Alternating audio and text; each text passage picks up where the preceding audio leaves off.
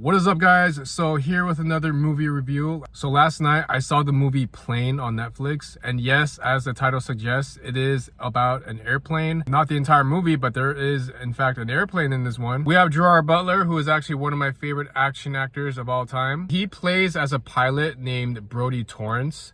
Now, Brody is actually flying an airplane from Singapore that's going all the way to Honolulu, Hawaii, which is pretty cool because I used to live in Honolulu. Now, before the plane takes off, Brody is actually informed that one of his passengers is actually a convicted felon, and he has no choice but to take this passenger because he has to be transported to Tokyo, Japan. And that's pretty much how the movie starts. Now, what's worse is that not only does Brody have to transport this potentially dangerous prisoner in his aircraft, he also has to fly through this really potentially dangerous storm. But because his superiors want to save money, he was also told that he has to fly through the storm. So against his better judgment, he has no choice but to fly through the storm. And because of that really risky decision, the plane gets struck by lightning, and he has no choice but to land the plane on an unknown island that he has never heard of before. So talk about a bad day at work so far for Brody Torrance. But it gets even worse for him, because apparently this island is somewhere in the Philippines called YOLO Island. YOLO! And apparently YOLO Island has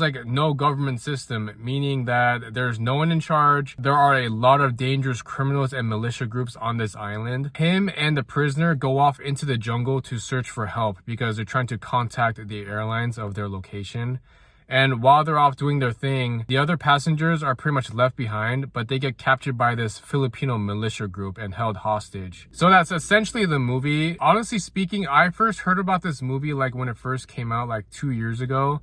But I didn't really pay attention to it because I thought it was just one of those cheesy action movies that Gerard Butler just happened to be starring in. And Plane just happened to be on Netflix right now. So I'm like, you know what?